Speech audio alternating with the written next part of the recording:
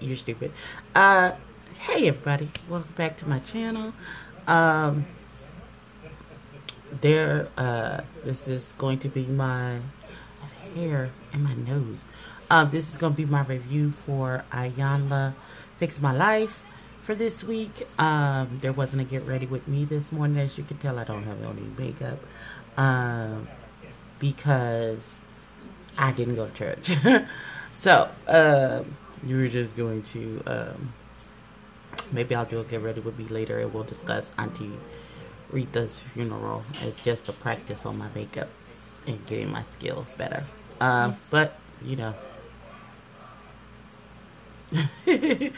but I digress. Yeah, that's what we're gonna do. So this week she had two women on the show, Miss Sharice from Real Housewives of Potomac and Veronica from the Second Wives Club, which I've never seen, and until she was on the show and never heard of. So I guess I'll have to do some Googling. Why is there a shadow on my face? Maybe I should look at it. I don't know. Something's happening. I don't think so. I think it's the way I have everything. I don't know. So y'all can tell how excited I am for this episode because my ADHD is really just in full effect today. Miss Sharice is first.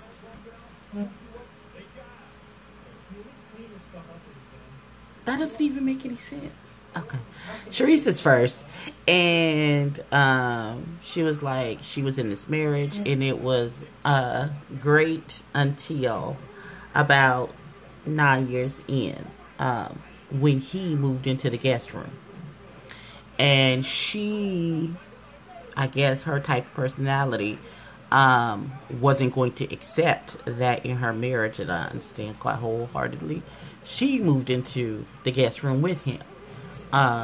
Clearly he was trying to move to get away from her. And she was like, no, that's not how that works. We're not going to do that. So she decided to move into the guest room with him. She says she doesn't believe in divorce. However, apparently divorce believes in her because she's getting one. And Iyanla called bullshit on some of her answers. She said 8 years into the marriage is when he started cheating. He was unfaithful multiple times. And then, because I remember this from the House of Potomac, he took a whole job like on the other side of the country, didn't tell her. Had moved into an apartment, I think, moved into a home, I think, with another woman. Mm-hmm. You hear my amen corner? And yeah, that just couldn't be. I don't understand how you have your communication with your spouse is that bad that this bruh took a whole ass job in a whole nother city, took the job, moved into an apartment, and you found out, I think on the news or something, like on ESPN, you found out he got hired as.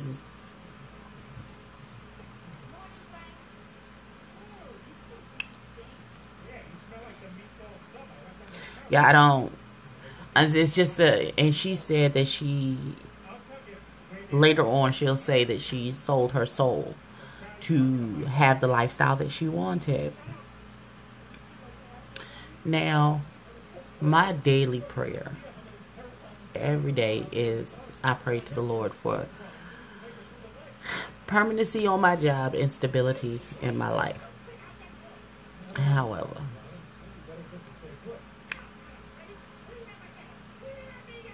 I do not believe I am willing to sell my soul and be married to someone who will do these types of things just in order to get that.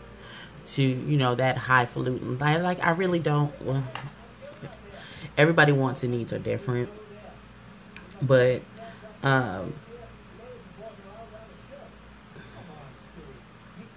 I don't know. But what Iyanla did say that spoke to me is that there is a part of you inside that still wants this man. And you need to find her. Because if you don't, she will sabotage you every single time. No matter what it is that you're trying to do, you say you over and you trying to move forward and blah, bloom and bloop, bloop, bloop. That part of you that still wants that lifestyle, that man, and you want him to want you, she will make decisions and sabotage whatever progress that you're making.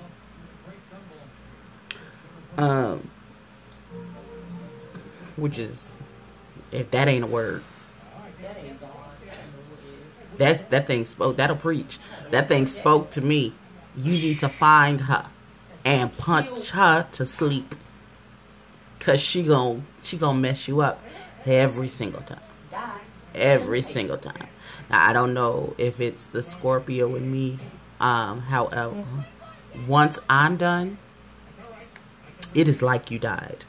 I hold a funeral for you in my head, put you in a lovely white suit. We close the casket, throw the key over the shoulder, and we bury you. That's just how I am. Once I'm done, like, it takes a lot for me to get there. I'm a very forgiving person.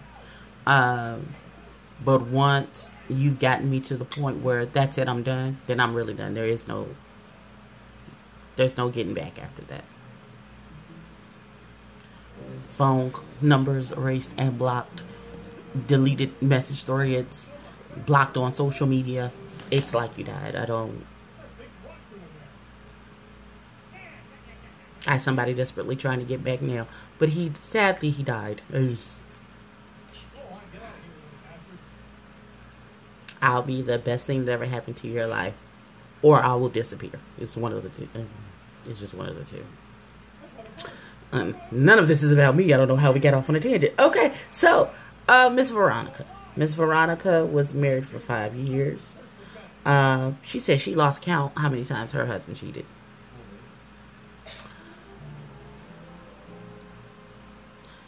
I know, like, there are two schools of thought on infidelity in relationships. There is the rule of thought of that, you've put in time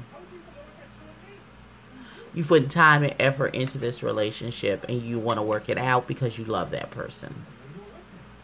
And then, and you don't want to start over with someone new, and you know this person, and it was just a mistake, and blah, blah, blah, blah, blah, blah, and all that good stuff, and you work it out. And you have the wherewithal and the fortitude in order to forgive someone. And then there is the school that I come from. And I'm done. That is everybody's line in the sand for relationships is different. What I can take may not be what you can take. What you can take may not, it's vice versa. It's just what you are willing and able to put up with in a relationship. And everybody's line is different. However, for me, infidelity is the line. That stems back to some things that happened in my childhood and with my parents that caused that to be the line for me. But that is indeed the line. I can deal with a lot, but one thing I'm not gonna do that. I'm just not. First of all, I'm too territorial. I mean, I don't share. I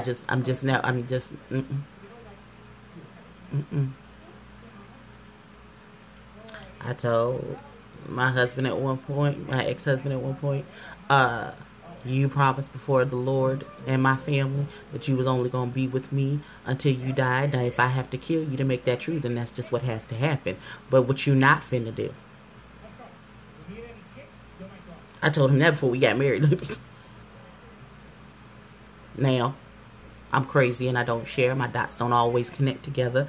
Please, if you feel the need that you want to cheat, please let me know. So then I know what to do. Because I don't want you to cheat and get caught. And then you looking at me crazy when I'm stabbing you 38 times. Don't ask me how I know it's 38 times that I can stab before my arm gets tired. Just know that I know. Just is what it is. I can't, like, I don't understand. I guess their desire for what the perks of the relationship, I guess, outweighed the needing your spouse to be faithful to you. So you continue to be, and I understand Miss Veronica because she done had 3 babies in 5 years. So I understand that she been pregnant her whole marriage. So I just, like, I understand. No, I still don't understand. I still don't get it. But like I said, everybody line in the sand is different. Maybe you don't think cheating is a big deal. Why does it look like I have a dent in my lip? I'm telling you, my ADHD is strong today, y'all. I'm sorry. Won't it though? No, you're gonna be in the ICU. You're gonna be at my family's funeral home in the casket with Sally Mae, and I'm gonna tell the officer I don't know what happened. He said he went to go get cigarettes. I haven't seen him since.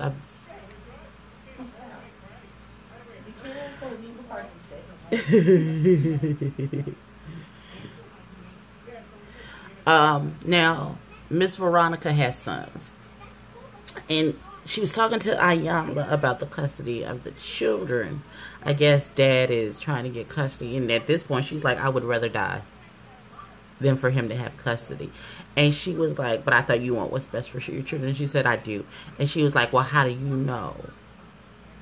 He is not what's best for. I'm telling y'all, something's going on my lip. Oh, Ty. Okay, I'm gonna watch your video next. Hold on. So I'm gonna get my life together, y'all, I promise. So Iyanla gave her some food for thought. Y'all see my mole on my shoulder? It's disturbing. Oh God. Okay.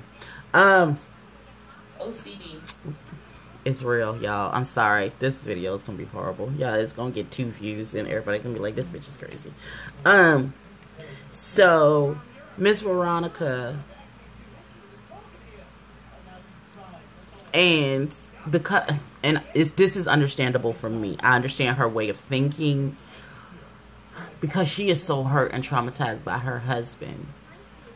At this point, she said she would rather die than have her sons go to live with them. And Iyanla was like, well, what if the boys going to live with him is what's best for the boys? And she was like, well,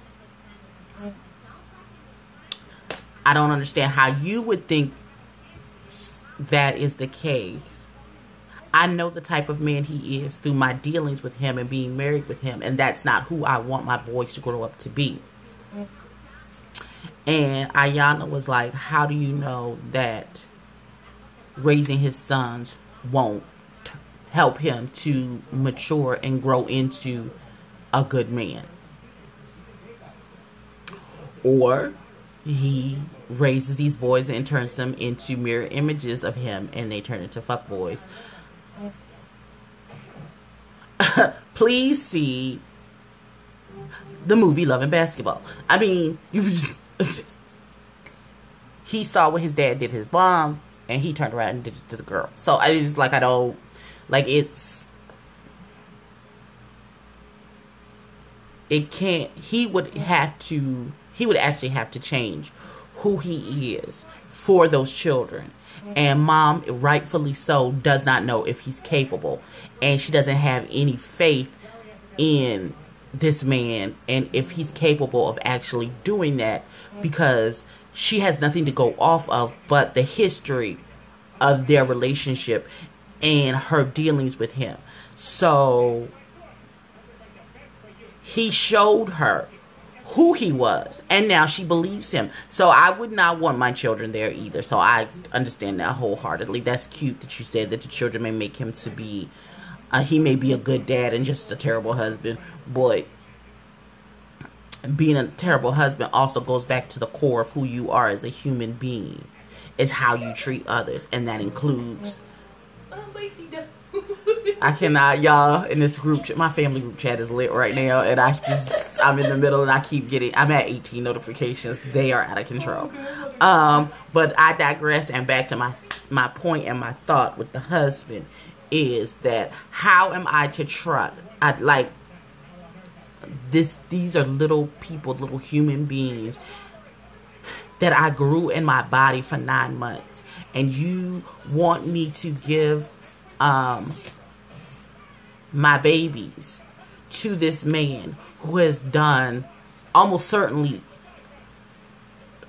catastrophic damage to me. I won't say it's irreparable at this point, but you have done catastrophic things to me, to my self-esteem, to my image of who I am as a person. And now you want me to trust the people that I love most in this world to this man. And I understand her hesitation. And I just personally, fuck out of here with what you talking. I'm not, no. He can have visitation. He can be in their lives. But live with them day in, day out. And he's teaching them his values. Clearly he has none. So, because look at what he's done. So I don't think the divorce has clicked to him that, you know, you acting, I don't know. He gonna have to get, no. I have to see proof you gotten your life together. Be in a relationship where you can be faithful, and then maybe I'll trust you. It's layers to that. You can't just, those are children. And then, no. So the whole theory around this episode was being stuck, and she said denial and avoidance keeps you stuck. Internalizing keeps you stuck, and then you're afraid to move forward because you've attached your self-worth and what you think about yourself to this man. And if this man doesn't want you, then what does that say about you? And that needs not to be the case if you're going to move on. And you have to find the happiness in yourself. And you have to find your own self-worth. And your own, it's very much the RuPaul saying, if you can't love yourself, how the hell you gonna love somebody else? Point blank, period, the end. It's just honestly, that's just what it is. Now, I really felt like Miss Charisse was getting in tune and touching and using the tools that Miss Iyanla had given her to try and move forward and get her life right. But when we got to the end, the epilogue of what's happening now, it says Miss Charisse decided not to use whatever tools that Miss Iyanla gave her. She decided she was going to use her own tools to complete her healing. I don't know what tools those are. I don't know where those tools came from. I don't know if those were the tools that she was using from before, which clearly weren't working. But for the person who did the work in all of the sessions to at the end say, nah, I'm good, I got it, just seems really weird for me. Meanwhile, Miss Veronica, who didn't seem very connected, and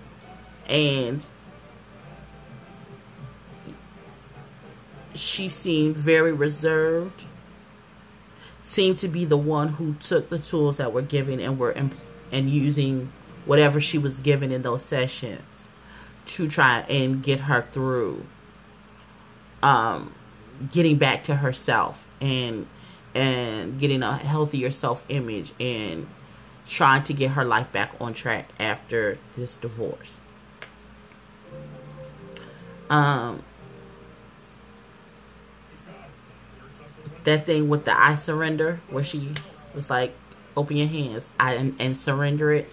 I thought was very powerful, especially for Miss Veronica, who was holding on. But again, like I stated, that is very difficult when,